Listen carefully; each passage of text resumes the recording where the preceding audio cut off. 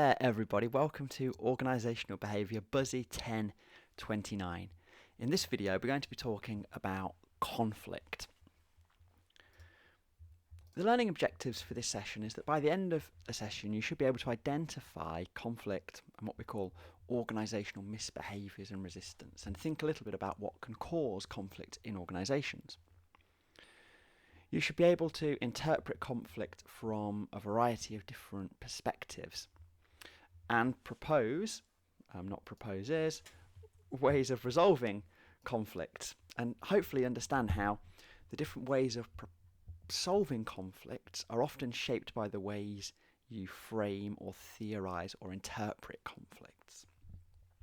So we're treating conflict as a key behaviour that we see occur in organisations. And what do we mean by conflict? Well, when we talk about conflict in organisations, we have quite a precise definition of the term. We're saying that a conflict arises between two parties. That might be two individuals, two groups, a group and an individual. And whatever it is, the problem is one party, whether that's an individual or a group, perceives that it's been mistreated by the other group or individual.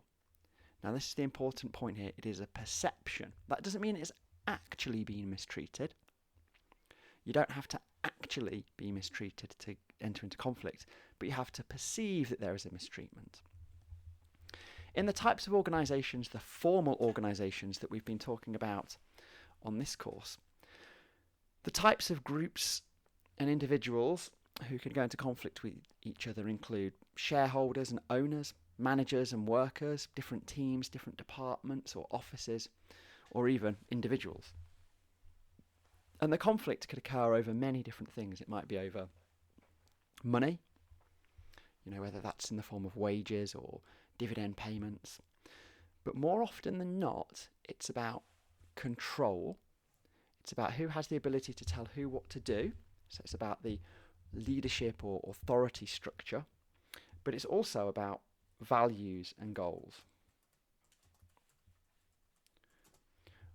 What is it that the organisation exists to achieve? And what we'll see is often conflict arises because an individual or a group within an organisation develops its own concept of what the organisation's goal is. And generally speaking, conflicts in organisations can be avoided or resolved. That is, you can either fly away from them, or you can get into some kind of a fight that ends in a resolution. So let's look at some examples of the types of organisational behaviours that we're considering. These are some from the recent history of universities. So a couple of years ago, there was a big worker management conflict in universities over pensions. University employers, so the managers of universities in 2018, decided that the pensions that were being offered to staff were unaffordable and imposed large cuts on staff pensions. Well, staff were perhaps rightly unhappy about this and went on strike. And for about, I think it was 4 weeks, the university essentially closed down. So this is an example of the workers and managers of an organisation getting into a conflict over money. So the workers argued that universities could afford to pay their pensions. The university's management said they couldn't afford to pay their pensions. This conflict is actually ongoing as we speak. Another example of a conflict is between users or consumers of an organisation and the organisation. A good example of this would be the current rent strike that is being promoted by Nottingham University Student Union and many other student unions, where students argue that the university has charged them for accommodation that they're unable legally to use, and therefore they should give that money back and they should be willing to have a refund. University management has argued no, the students entered into an agreement to pay their rent irrelevant of whether they were using their accommodation, and so this is leading to a conflict between the two groups. You can also have examples where the organisation generally gets into a conflict with a worker. Interesting example of this happened last summer with a professor at an American university who was lying about her ethnicity. She was lying about her ethnicity, she argued, for a number of theoretical and practical reasons.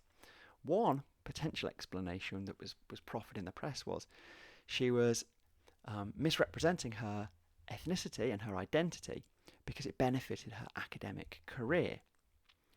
Her organisation clearly was unhappy about this kind of behaviour and didn't want to be associated with this kind of, what some would describe as unethical behaviour, and made it clear to the professor that she was no longer welcome to be employed at the university, so she ended up resigning from her position.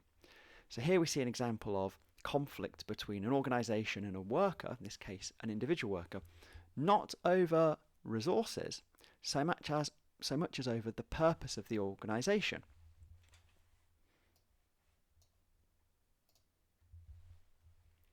So generally speaking then, there's a number of different ways, or a small number of different ways, that conflict in organisation appears. We can call these organisational misbehaviours, and that is anything that workers or members of organisations are not supposed to do when they're working for the organisation.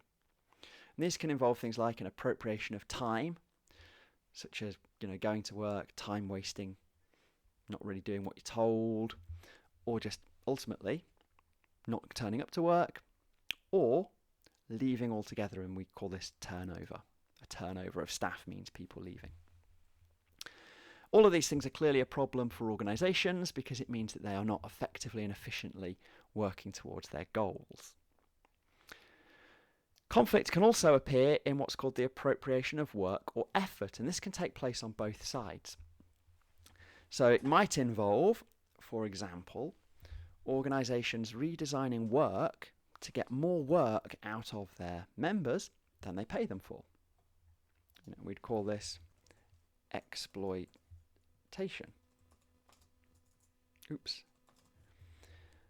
On the other side, it could involve members lower down in organisations, such as workers, going on strike, refusing to work. It could involve them sabotaging their work, so intentionally damaging goods that are being produced, or what's known as soldering or chiselling. And this means just not working very hard. It can also involve things like attacking people that are working too hard, forcing people not to work that hard. And studies in many factories have found that this kind of soldering or chiselling happens by a group of workers collectively agreeing how much do they want to work across the day, what do they think is fair, and then making sure everybody sticks to that rate. So you've got the appropriation of time, the appropriation of work or effort. There's also an appropriation of the products that are produced by an organisation. This is sometimes manifests itself in simple theft, stealing products, or white-collar crime, as it's often known.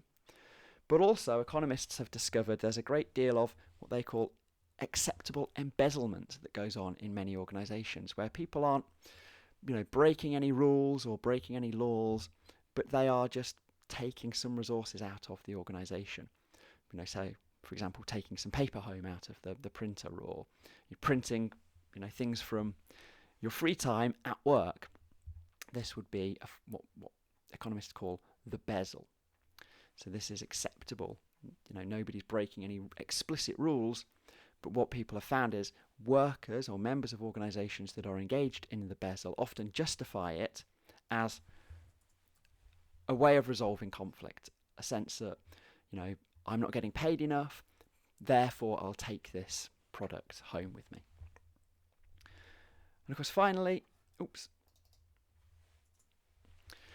you can have an appropriation of identity or roles. So you can have groups in conflict using the role structure, the role system in an organisation, and the patterned interactions in an organisation to resolve their conflict. So this might be making jokes, it might be developing subcultures or groups who have solidarity and support each other within organisations. So creating informal organisations within the formal organisation that allow people to resolve and expose their conflict. So this might be, mocking or making fun of somebody, or joining a union.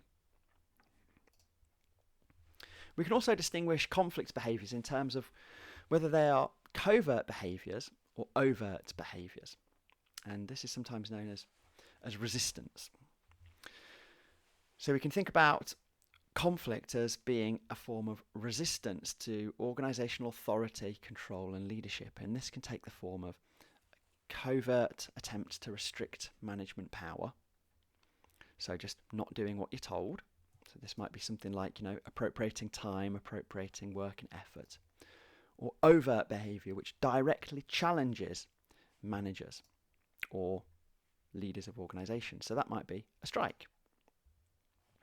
So let's think about a couple of examples here. One that I really like occurred with an academic several years ago at the University of London, and it was this guy here. He was teaching in a business school, teaching first-year undergraduates on a management and organisation course. And he designed this really interesting course where he'd take students to art galleries and consider management and organisation through cultural texts, and he'd take them on trips walking around London to consider history and all this amazing stuff. And the university told him to stop doing it because they said there was a health and safety risk. So for the next year, the academic wore a high-vis jacket and a hard hat at work every day to mock this idea that taking students to an art gallery was a health and safety risk. So this is a form of overt resistance, and it was an appropriation of identity and roles. It was the academic making fun of management, making fun of the idea of health and safety. We also see examples of this happening online. These are just a couple, again, from the university context that made me laugh a little bit. So there are Twitter accounts where people, make fun of and parody managers and leaders of universities in this case. Or sometimes even directly call out people that have management and leadership positions at university and overtly, so directly criticise them, directly attack them. So this is the kinds of manifestations, the types of behaviours that we're talking about when we're talking about conflict, organisational misbehaviour and resistances. And we've talked a little bit about how they can be caused by conflicts, which is a perception of inequality or mistreatment over resources, usually pay to some degree, values in an organisation, and the relative power of different groups within an organisation. These are the main forces that cause conflict. So now let's think about how we can frame or interpret conflicts.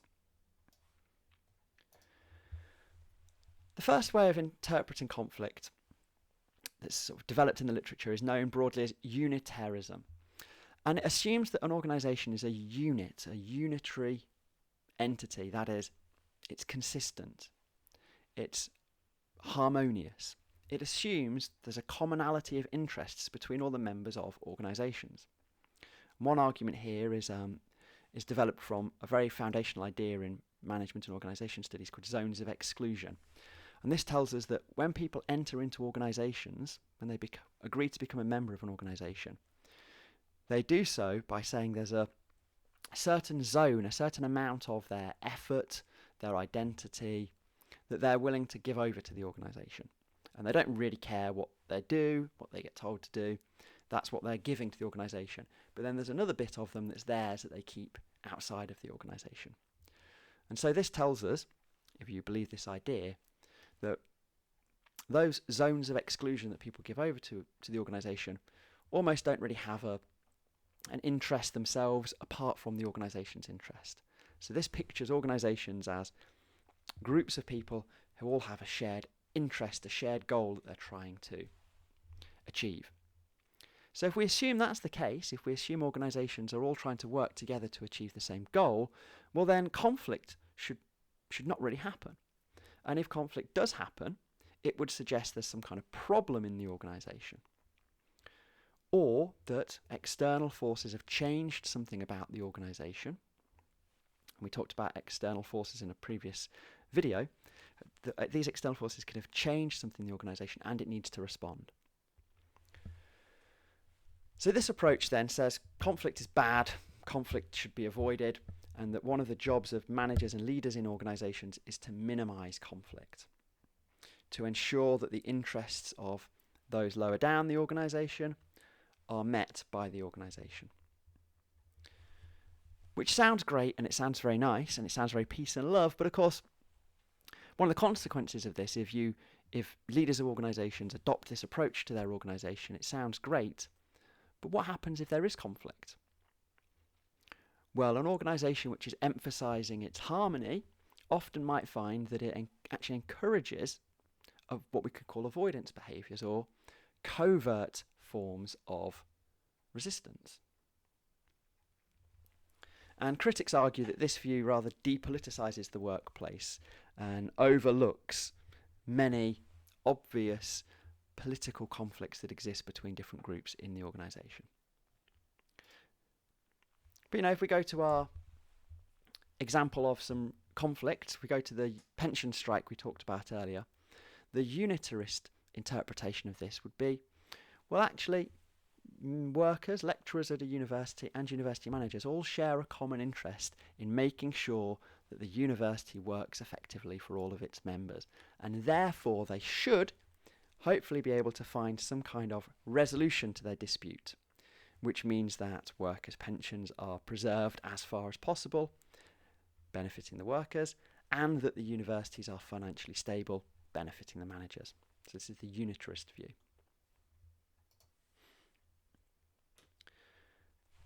A second way of interpreting conflict is known as pluralism. And rather than view organisations as a single unitary entity, this view thinks of organisations as being made up of groups or different groups, each of which has their own interests.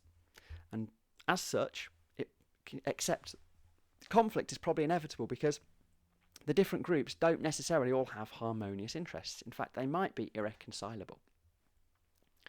But the pluralist view says this isn't a problem because organisations are always made up of groups, are always made up of different interests. So we shouldn't try to minimise those differences. Rather, we should see conflict as being an opportunity to clarify relationships between groups. This is known as relationship regulation. So it's an opportunity for members of the organisation to figure out, well, who actually has power? Who actually should get paid more? What is the organisation about? So conflict is seen as, a way of releasing pressure in the organisation and as what we might call an early warning signal for leaders of the organisation to identify potentially irreconcilable problems. So there's a focus here on developing an equilibrium between different groups, not trying to minimise differences, not trying to find, the perfect solution, but one that is good enough. And we can talk about this in theoretical terms of satisficing rather than satisfying. Rather than trying to maximise our satisfaction, we try to satisfice.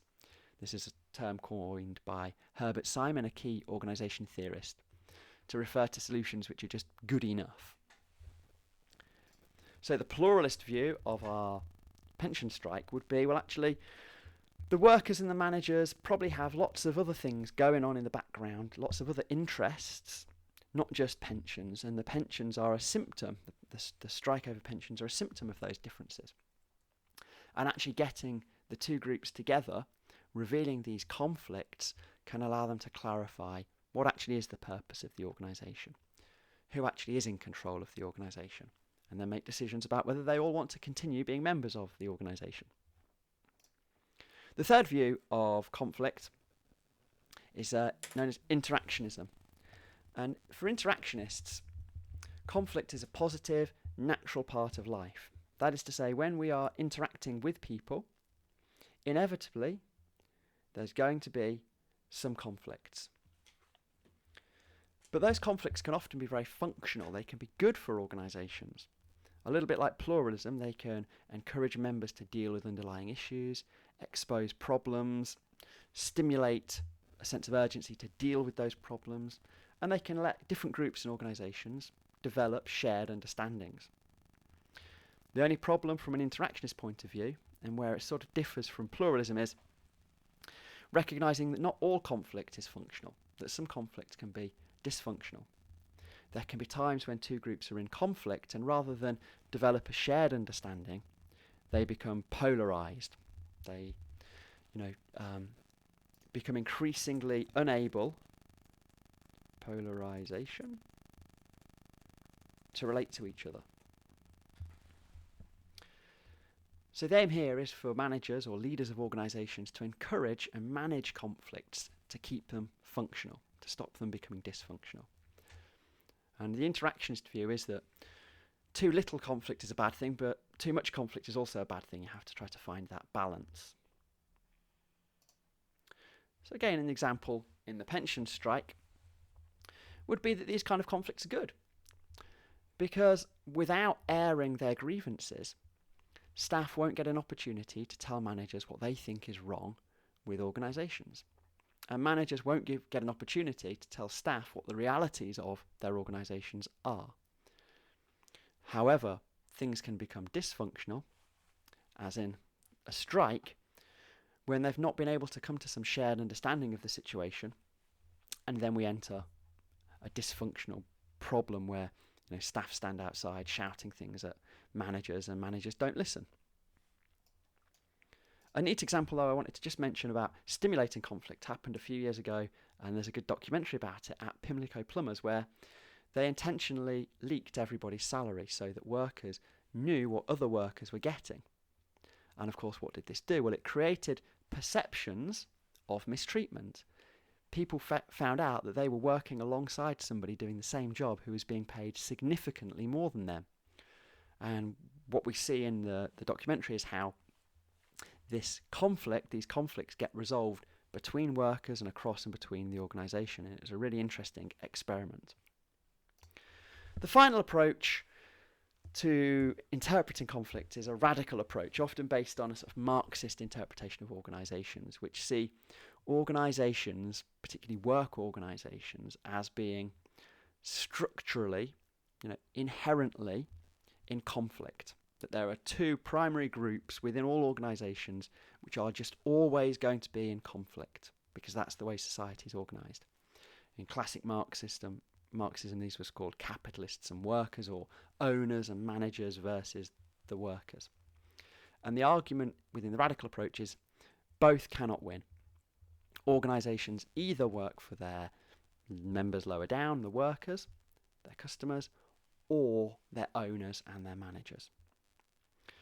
So on this view, managers often embrace conflict because it's a chance to impose their power and their interests. So you would see, if you look in the pension strike, some people in the union felt that managers welcomed this conflict as an opportunity to show that the management of universities, had more power than the unions.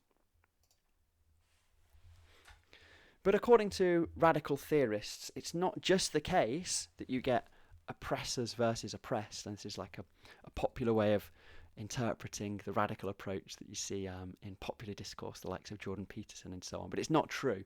Actually, in the radical approach, they see that those lower down, the workers, the oppressed, have their own power.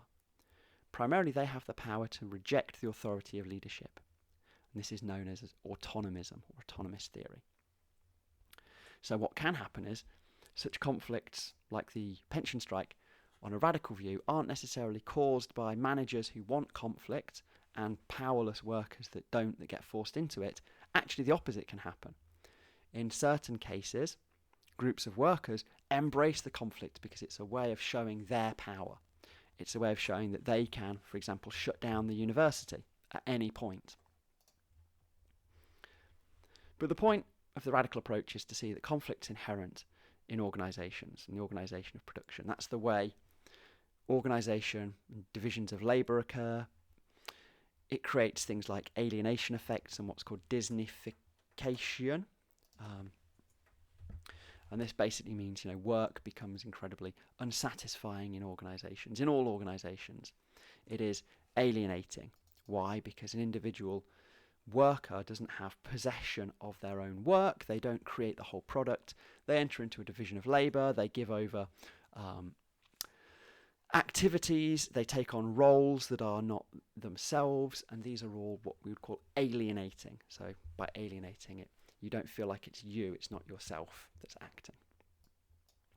So this is the radical approach. Okay, so let's go back to our learning objectives. Well, we've identified conflict, organisational misbehaviour, resistance, and talked about some of their causes. We've now been able to think about conflict from a Unitarian perspective, a pluralist perspective, interactionist perspective, and a radical perspective.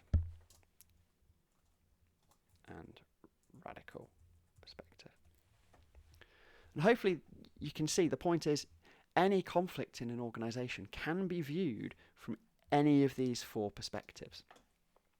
But the way you view it, the way that the conflict is framed, has a real effect on what you might think should be done about the conflict.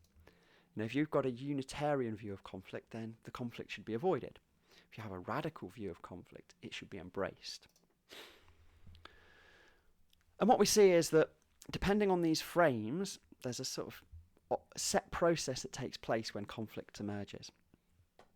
You have some kind of organisational causes of conflict, which cause a perception of conflict. Some attempt at coordinating the conflict.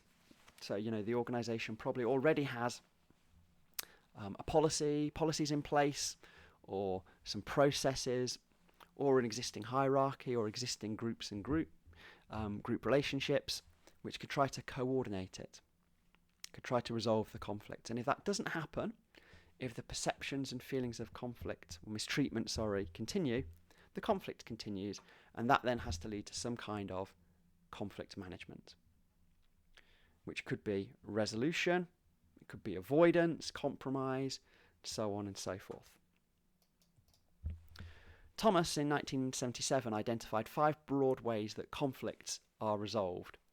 So if a perception of an organisational cause hasn't been coordinated, the perceptions continue, you go into one of 5 broad approaches. There's a competitive forcing, in which the organisation's hierarchy and leadership forces a solution, a resolution on all members. There could be a avoidance, where nobody deals with the conflict and everyone pretends it doesn't exist. This is one of the things that we've seen can happen with a unitary perspective on conflict. There can be some kind of compromise between the two parties, one that nobody's really happy with, but that everybody, agrees is good enough, a satisficing resolution. There could be an accommodation where one party agrees to accommodate the other for some greater good.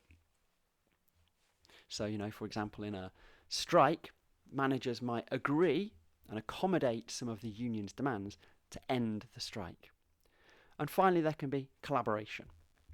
The two parties that are in conflict might realise it's in both of their interests to try to solve the problem and collaborate with each other.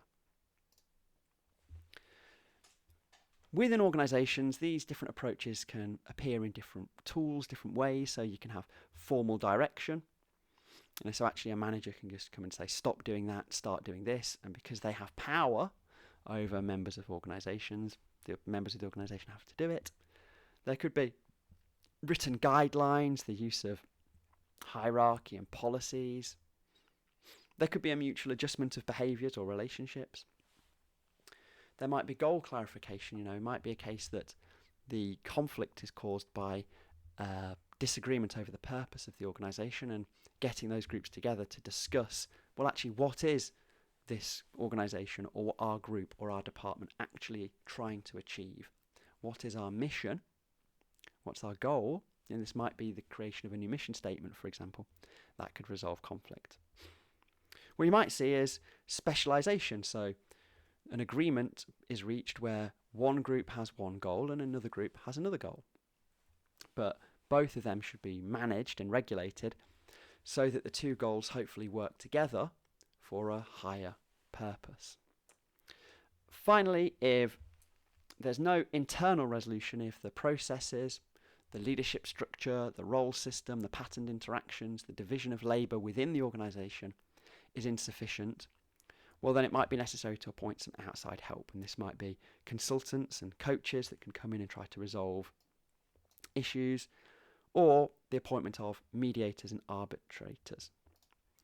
In the UK, ACAS is an organisation for the mediation and arbitration of industrial disputes. And when two parties go into arbitration, what they agree is that they will enter into a formal process where they grant legal power to a third party, typically ACAS in the UK, to resolve the situation for them. So they both say, look, we can't agree on what's the best solution here. So we're going to go to a third party and they can agree for us, and then we'll accept their results. So it's almost like going to a judge in law.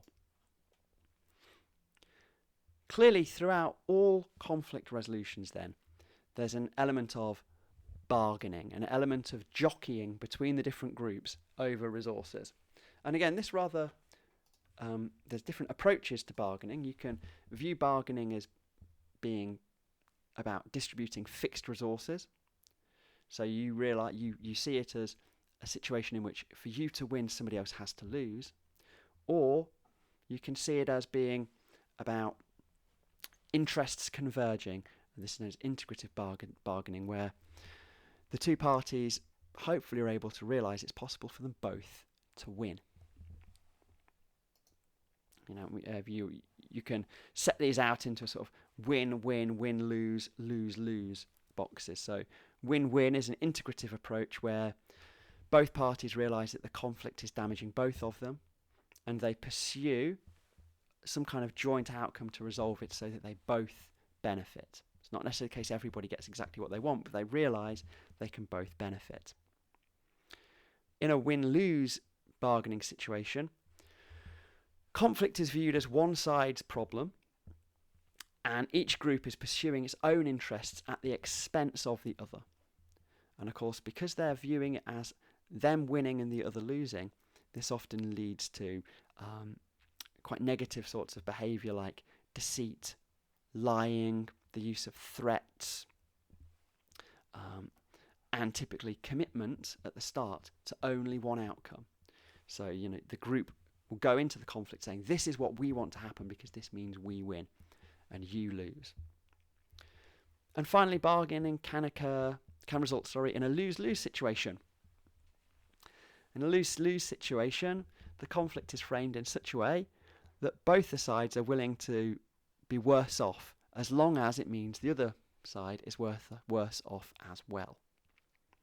So in a lose-lose bargaining, you pursue an outcome to try to make your opponent lose, not to make you win.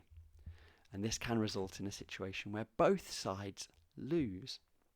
Clearly, this is not a great situation to occur, and is one most organisations seek to avoid. However, economists have studied this, and they've developed what's known as the prisoner's dilemma to show, and if you want to look into this, you can look into it perhaps online or something, to show that actually for many people, because of the way conflict gets framed as being win-win, as being a win-lose situation, when conflict is framed in a win-lose situation, it tends to produce outcomes which are lose-lose. That is to say, when people are bargaining and they think, if I win, that person loses, people tend to reshape that as, therefore, if that person loses, I win. And this often leads to situations where both parties lose. So I'd strongly recommend, as you progress in your careers, you avoid this and consider reframing conflict away from win-lose and lose-lose ways of looking at things. So that hopefully brings us to an end of this session. We've looked at different types of conflict, organisational misbehaviour and resistance.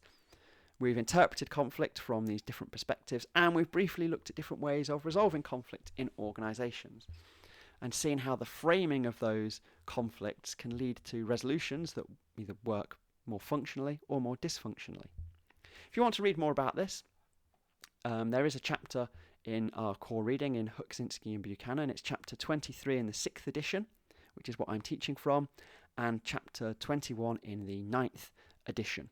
If you've got any questions, please go onto the forum or the Ask Me Anything, and I look forward to speaking to you about them.